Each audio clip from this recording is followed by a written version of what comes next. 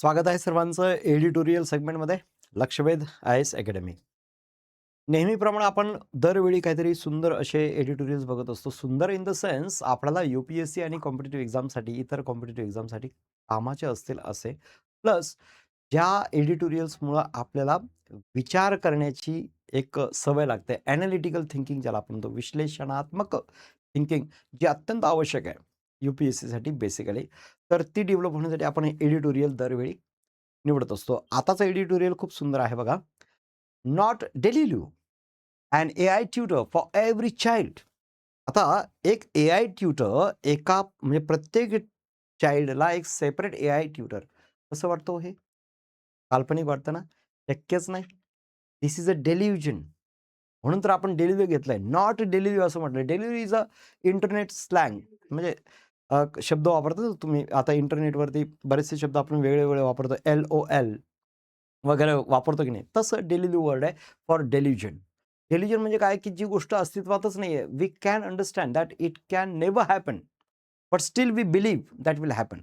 But ही जी concept आहे एआयची, की प्रत्येक मुलाला एक एआय ट्युटर सेपरेटली व्यवस्थित शिकवेल. ही गोष्ट आपल्याला कशी वाटते? डेल्युजनल वाटतंय. जे की शक्यच नाही असं होणं. पण नॉट डेल्युजन. तसं नाही. हे होऊ शकतं, हे होणार आहे येत्या भविष्यामध्ये. आपण समजून घेऊया. एक अ, बघा this editorial is based on by Shrivastava Krishna IAS officer आहेत ते. Shrivastava Krishna is an IAS officer. बघा. मग त्यांनी लिहिलं म्हणजे नक्कीच विचार करण्यासारखाच आहे. करेक्ट आहे की नाही? तर हा एडिटोरियल तुमच्यासाठी आलेला. बघा याच्यामध्ये दिलाय, can public digital infrastructure make high quality personalised learning available to every child. प्रत्येक मुलाला, प्रत्येक चाइल्डला असं पर्सनलाइज्ड लेव्हलवरती एखादा लर्निंग अवेलेबल होऊ शकेल का डिजिटल इन्फ्रास्ट्रक्चरमध्ये? तर ह्याच्यावरती विचार केलेला आहे. बघूया आपण आता पुढे जाऊ. नेक्स्ट बघा, India's coaching boom. India's coaching boom creates an equity challenge. Equity चॅलेंजचा अर्थ काय होतो? इक्वॅलिटी आणि equity, there is a basic difference between these two words. इक्विटीचा अर्थ असा होतो, थोडक्यात सांगतो पटापट, आपला वेळ कमी असतो. तर इक्विटी म्हणजे कसं, की सर्वांना समान.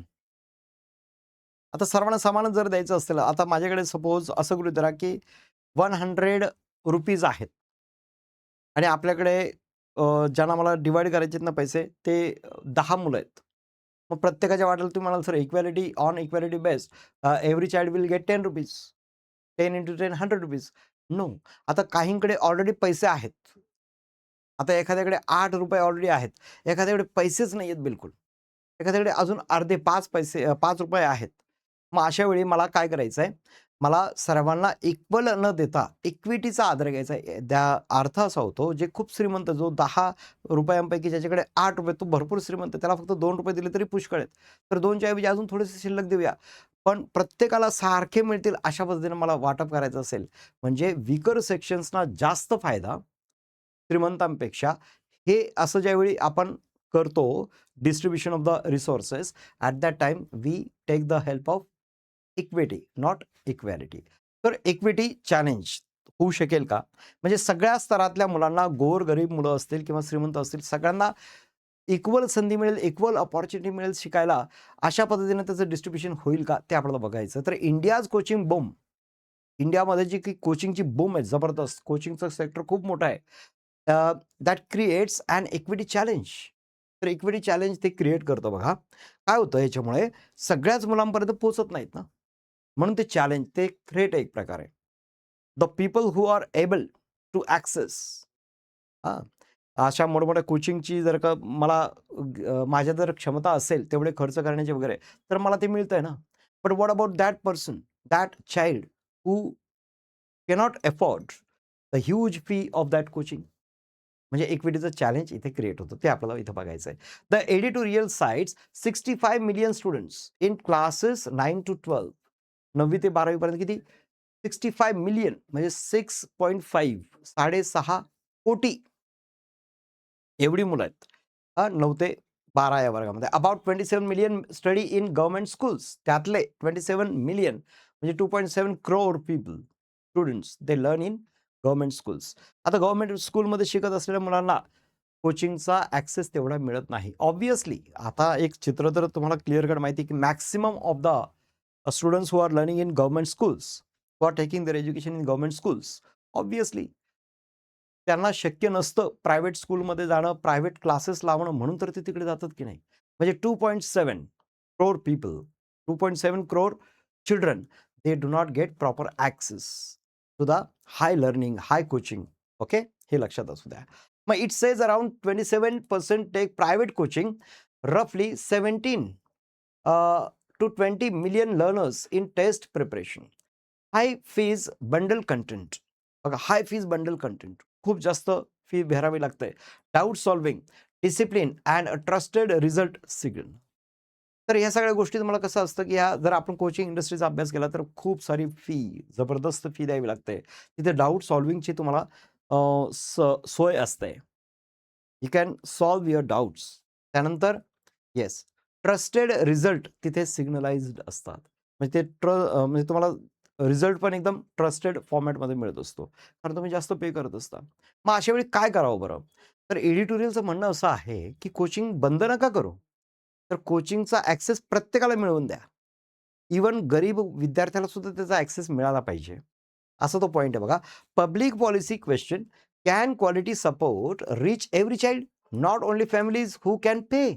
असा एक प्रश्न त्यांनी विचारला. पब्लिक पॉलिसी तयार करत असताना ज्यावेळी आपण आपली लेजिस्लेटिव्ह बॉडी ज्यावेळी पब्लिक पॉलिसीज बनवतात, लॉज तयार करतात, म्हणजे गव्हर्नमेंटने असा विचार करायला पाहिजे, की बाबा हे जे काही उत्तम शिक्षण आहे, क्वालिटीचं जे काही शिक्षण आहे, ते प्रत्येक मुलांपर्यंत पोहोचतं का? पोहोचेल का याची काळजी घ्या. बंद करण्यापेक्षा त्याला सगळीकडे कसं पोहोचवता येईल त्याचा विचार करा, असं त्यांचं म्हणणं आहे. तर बघा, येस, पुढे government builds shared rails, identity, discovery, payments, data standards and trust rules. तर हा पॉइंट नीट समजून घ्या. इथे काय दिलंय बघा, गव्हर्नमेंट बिल्ड्स शेअर्ड रेल्स. तर गव्हर्नमेंटने काय करायला पाहिजे, अशा काही गोष्टी, आयडेंटिटी, जसं आपण कोणाला जर ती पॉलिसी तिथपर्यंत पोहोचत असेल, एखाद्या व्यक्तीपर्यंत स्कीम पोहोचत असेल गव्हर्नमेंटची, तर सगळ्यात अगोदर आयडेंटिटी असते, आधार बेस्ड वगैरे वगैरे. Discovery, payment, data standards and trust rules. त्यानंतर teachers, ed tech firms and local tutors provide lessons. तर याच्यामध्ये असं दिलं, की जे शिक्षण क्षेत्रातले तज्ज्ञ असतील, हुशार लोक असतील वगैरे, ज्यांना एक्सपिरियन्स आहे, शिक्षण क्षेत्रातला चांगला एक्सपिरियन्स आहे, but they are not in the main stream, they are they are teaching in the private coaching institutes, त्यांची सुद्धा हेल्प गव्हर्नमेंटने घेतली पाहिजे. तर त्यांनी काय करायचं, त्यांनी शिकवायचं आहे ऑनलाईनच्या स्वरूपामध्ये. कारण 15 ऑगस्ट या दिवशी इंडिपेंडन्स डेला लाल किल्ल्यावरून आपल्या प्रधानमंत्रीजींनी काय केलंय, घोषणा केली, की आगामी काळामध्ये आम्ही ऑनलाईन टीचिंग स्पर्धा परीक्षेची सर्व मुलांना, सर्व युवकांना प्रोव्हाइड करणार आहोत. बरोबर आहे. त्यामध्ये नीट, IIT हे तर प्रायोरिटीवरती येतात या एक्झाम्स. तर ते जर करायचं असेल तर त्यासाठी काय करावं, असा हा लेख सांगतोय, एडिटोरियल सांगतोय. याच्यामध्ये त्यांचं असं म्हणणं आहे, की जे एड टेक असतील, मोठमोठ्या टेक्नॉलॉजिकल फर्म्स आहेत, एड टेकच्या, टीचर्स आहेत, एक्सपर्ट्स आहेत. त्यानंतर अशा सगळ्या टीचर्सना एकत्र करून काय करायचं, की त्यांनी ऑनलाईनवरती शिकवायचं. गव्हर्नमेंटने त्यांची साथ घ्यायची आणि सर्वांपर्यंत शिक्षण पोहोचवायचं. म्हणजे rather than providing that education to a cream layer of the society, it has to be spread to each and every child of the country, असं व्हायला पाहिजे. त्यामध्ये मग yes, teachers, edtech firms and local tutors provide lessons, mentoring and specialised support. सगळ्यांना support provide करतील. मग common protocols let many providers compete, similar to open digital networks. आता common protocol ज्यावेळी हे सगळे फॉलो करतील, त्यावेळी भरपूर जे काही प्रोव्हायडर्स असतील त्यांच्यामध्ये कॉम्पिटिशन असेल, फेअर कॉम्पिटिशन असेल.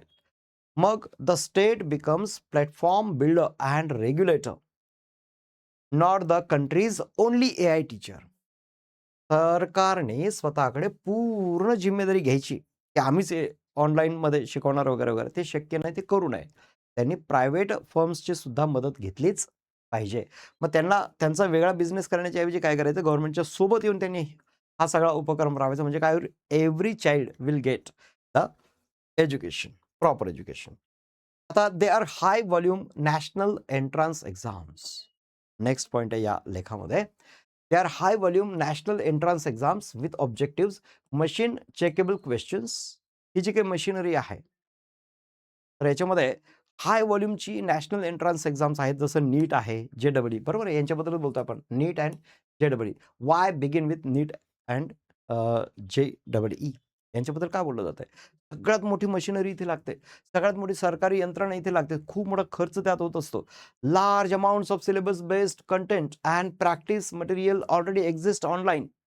ऑनलाईन सगळ्या प्रकारचं मटेरियल अवेलेबल आहे, पण मग त्याची ऑथेंटिसिटी काय, क्रेडिबिलिटी काय? म्हणून आपण ते सरकारी वेने जर आपण व्यवस्थित गेलो, सरकारने जर त्याच्यावरती लक्ष ठेवलं व्यवस्थित, तर काय होईल की प्रत्येक मुलाला कंटेंट एकदम परफेक्ट मिळेल, असं ते आहे. A pilot can test trusted mock scores, topic mastery and personalised doubt solving. Personalised doubt solving which is a very important part of any institutional framework. कुठल्याही इन्स्टिट्यूशनमध्ये जाल तर त्यांचा जो काही शिकवण्याचा वगैरे असतो, पण त्या फ्रेमवर्कमध्ये सगळ्यात महत्त्वाचा पार्ट असतो, ते देतातच बघा, ॲड करताना सांगतातच, सर्वांना सांगतात की पर्सनली डाऊट सॉल्व्ह केले जातील. तीच तर सगळ्यात मोठी रिक्वायरमेंट असते मुलांची. ॲक्च्युअली काय की the whole material is available online, but तेवढ्यानेच होत नाही. आता मला जर काय, मला अभ्यास करता येतोय, ऑनलाईन सगळं उपलब्ध आहे, मी ज्यावेळी स्टडी करतो त्यावेळी मला जर काही अडचणी आल्या तर काय करायचं? म्हणून त्यासाठी एक्सपर्ट ओपिनियन मला हवे असतात. एक्सपर्ट मला मेंटॉरशिप हवी असते, डाऊट सॉल्व्हिंग सेशन्स हवे असतात. तर ते याच्याद्वारे प्रोव्हाईड केले जातील किंवा केले जावेत. मग start narrow, major results, publish evidence and expand only if learning improves. जर लर्निंग मुलांची इम्प्रूव्ह होत असेल, तर ते जर आपण म्हणजे गव्हर्नमेंटने हे सगळं राबवावं, व्यवस्थित करावं आणि त्यात चेक करावं, हे सगळं जर व्यवस्थित होत असेल, तर याला एक्सपांड पण करावं, असं सजेशन केलेलं आहे. त्यानंतर बघा, and adaptive tutor follows a learning loop. Adaptive tutor, एखादा ट्युटर आहे, एक टीचर आहे, जो ॲडॅप्टिव्ह आहे, तो पटापट स्वतःमध्ये अपग्रेड करत असतो according to the new changes in technology, right? And adaptive tutor follows a learning loop. तो कसा लर्निंग लूप फॉलो करतो बघा. First of all diagnose, find the exact concept a learner has not understood. सगळ्यात अगोदर diagnosis करायचं आहे. ट्युटरच्या अंगी काय गुण असले पाहिजे, तो कसा ॲडॅप्टिव्ह असला पाहिजे, त्याच्यामध्ये ॲडॅप्टिव्हिटी कशी असली पाहिजे. गव्हर्नमेंटनी हे करायचं आहे. प्रत्येक टीचरला हे या गोष्टी फॉलो करायला लावायच्या आहेत. पहिली गोष्ट काय, डायग्नोसिस करायचं की मुलाला काय कळत नाही आहे नेमकं किंवा काय प्रॉब्लेम आहे त्याला समजण्यामध्ये. दुसरं practice, offer questions at the right difficulty and in the preferred language. मुलाला जी हवी असलेली लँग्वेज असेल त्या लँग्वेजमध्ये त्यांनी सगळी त्याला गोष्ट प्रोव्हाइड करायची. पण हे सगळं एआयच्या थ्रू करायचं, एआयच्या मदतीने करायचं. त्यानंतर explain, give hints, examples and feedback, not merely the final answer. Final answer तर द्यायचंच नाही आहे. ते शेवटी, सगळ्यात शेवटी द्यायचं की ज्यावेळी मुलांनी पूर्ण प्रयत्न केलेला असेल त्याला हिंट प्रोव्हाइड करायचे आन्सरसाठी वगैरे. त्यांनी आन्सर दिल्याच्यानंतर मग हे आन्सर त्याला प्रोव्हाइड करायचं, त्याला त्याला टेस्ट करता आला पाहिजे, चेक करता आला पाहिजे की माझं आन्सर करेक्ट आहे की नाही. त्याने काय होईल, त्याचा उत्साह वाढेल आणि तो अजून पुढच्या प्रश्नाकडे वळेल. त्यानंतर बघा, चौथं आहे adapt. Recommend the next lesson and alert a human mentor when needed. Yes, एआयने काय करायचं त्याच्यावेळी, नवीन लेसन जो आहे तो रेकमेंड करायचा. हे सगळं झाल्यानंतर पुढचा लेसन काय शिकायचा आणि alert a human mentor when needed. ज्यावेळी गरज पडेल त्यावेळी एखादा ह्युमन मेंटॉर जो असेल, मनुष्य असेल एखादा, तज्ज्ञ वगैरे शिकवण्यातला त्यातला, तर त्यांच्याशी कन्सल्ट करण्याचा सल्ला पण द्यायचा आणि त्यांना विचारून घ्या असं सांगायचं वगैरे. म्हणजे मुलाला कुठेच अडचण यायला नको, हा तो मुद्दा आहे. त्यानंतर बघा, student should own their learning progress. Yes, student should own their learning progress. माझा लर्निंग प्रोग्रेस मला स्वतःच्या ताब्यात पाहिजे, माझं त्याच्यावरती नियंत्रण असलं पाहिजे ॲज अ स्टुडंट. बघा कसं, अ लर्निंग वॉलेट कुड होल्ड स्टडीड टॉपिक्स. एक वॉलेट असेल एआयमध्ये, एआयच्या मदतीने तयार केलेलं आहे, एक वॉलेट आहे. त्या वॉलेटमध्ये मी काय काय टॉपिक्स स्टडी केले ते मला दिसलं पाहिजे. मॉक स्कोर्स, माझ्या आतापर्यंतचे काय असेल, मॉक टेस्ट वगैरे दिले त्याचा स्कोअर काय असेल. त्यानंतर स्ट्रेंथ्स माझ्या कळायला पाहिजे, मी कशामध्ये पक्का आहे, परफेक्ट आहे. मास्टरी लेवल्स पण मला समजल्या पाहिजेत माझ्या. तर हे किती सुंदर आहे बघा. म्हणजे प्रत्येक मुलाला आपण पर्सनलाइज्ड फॉर्मॅटमध्ये एआयचं एज्युकेशन प्रोव्हाईड करू. एआयच्या थ्रू त्याचं जे हवं असलेलं एज्युकेशन त्याला प्रोव्हाईड करतोय. त्यानंतर बघा, consent should control who says the record. या कन्सेंट मी देणार, मी स्टुडंट आहे. मी कन्सेंट देणार की माझा रेकॉर्ड कुणी बघावा, कुणी न बघावा. Students must be able to correct or withdraw access. त्याला ॲक्सेस कोणाला द्यावा न द्यावा हे त्याचं त्यांनी ठरवायचं. बघा, हे वॉलेट दाखवलं इथे. असा एक ॲप असावा की त्या स्टुडंटनी ठरवावं की आपण कोणाला ॲक्सेस द्यायचा, कोणाला नाही द्यायचा, दिलेला विथड्रॉ करायचा वगैरे. त्यानंतर probability events lock in. Progress should move when a learner changes provider. मला एका कंपनीने प्रोव्हाइड केलेला आहे, राईट, एज्युकेशनल प्रोग्राम. मला तो नाही आवडला काही दिवसांनी. मी दुसऱ्या एज्युकेशनल फर्मकडे टर्न करायचं ठरवलं, मूव्ह ऑन करायचं ठरवलं, तर त्यावेळी सगळा रेकॉर्ड माझा तिकडे पण शिफ्ट करता आला पाहिजे. बरोबर आहे की नाही? त्यानंतर बघा, identity tools may help records. Identity tools may help records, but access to education must never depend only on Aadhaar. नुसतं आधारावरती अवलंबून असावं असं नाही. आयडेंटिटीचं असावं, पण आयडेंटिटीमध्ये प्रत्येक वेळी आधार द्यावाच असं काही नाही. एकदा नोंदणी झाली, रजिस्ट्रेशन झालं की एखादा नंबर असावा रजिस्ट्रेशनचा, तो आयडेंटिटी म्हणून यूज करावा पुढे. अशा पद्धतीचं आहे. मिसयूज होऊ नये आधाराचं, त्यासाठी ते असतं. त्यानंतर बघा, open standards can improve choice and quality. Open standards can improve choice and quality. See how? A curated registry can organize lessons. Yeah, a curated registry can organize lessons, problem sets, and mock tests by syllabus topic. Okay. त्यानंतर common metadata म्हणजे language difficulty, medium and accessibility makes content searchable. तर content search करण्यासाठी आपल्याला language difficulty वगैरे ह्या जर गोष्टी कळल्या, मीडियम, त्यानंतर ॲक्सेसिबिलिटी, ह्या गोष्टी ज्या असतात ना, याच्यामुळे आपल्याला पटापट सर्च करायला सोपं जातं. एआयमध्ये त्याचा वापर करावा. त्यानंतर बघा, independent accreditation can check accuracy and remove misleading providers. Misleading providers पण मार्केटमध्ये नक्कीच येतील. म्हणजे कुठलाही बिझनेस ज्यावेळी मार्केटमध्ये येतो, त्याचा डुप्लिकेट बिझनेस येतच असतो, डुप्लिकेट फर्म्स असतात. तर त्यांना आपल्याला मार्केटमधून काढायचं असेल, तर ॲक्रेडिटेशनची एक सुंदर सोय असली पाहिजे. म्हणजे त्या विशिष्ट कोचिंग इन्स्टिट्यूटने जर तिथे ॲक्रेडिटेशन मिळवलं असेल, तरच त्यांना ॲक्सेस मिळावा, इतरांना मिळू नये. त्यानंतर बघा, publish provider wise outcomes on official mocks and exams, so quality beats advertising. नुसतं ॲडव्हर्टायझिंग नको आहे, ॲडव्हर्टायझिंगला क्वालिटीने बीट करायला पाहिजे. Quality should overpower the advertising. ॲडव्हर्टायझिंगमध्ये तर काही सांगितलं जातं आहे, शुद्धता वगैरे वगैरे, पण ते खरं आहे की नाही हे आपल्याला क्वालिटीवरनं कळत असतं. तर क्वालिटीने ॲडव्हर्टायझिंगवरती ओव्हरपॉवर करावं, बीट करावं असं ते आहे. ठीक आहे. तर त्यासाठी पब्लिश करावं. पब्लिश काय करायचं? Provider wise outcomes. प्रत्येक प्रोव्हायडरनी काय काय आउटकम्स दिलेत, काय रिझल्ट दिलेत आतापर्यंत, ते रिलीज करावं. त्यानंतर बघा, yes, access must work beyond costly devices and fast internet. या ॲक्सेस जो असतो की नाही, it must work beyond costly devices and fast internet. खूप कॉस्टली डिव्हाइसेस घ्यायची गरज पडू नये, फास्ट इंटरनेट असावं असं पण नाही. असं काहीतरी करावं की जेणेकरून जे प्रत्येकाला ॲक्सेसिबिलिटी सहज मिळावी. Use data light streaming.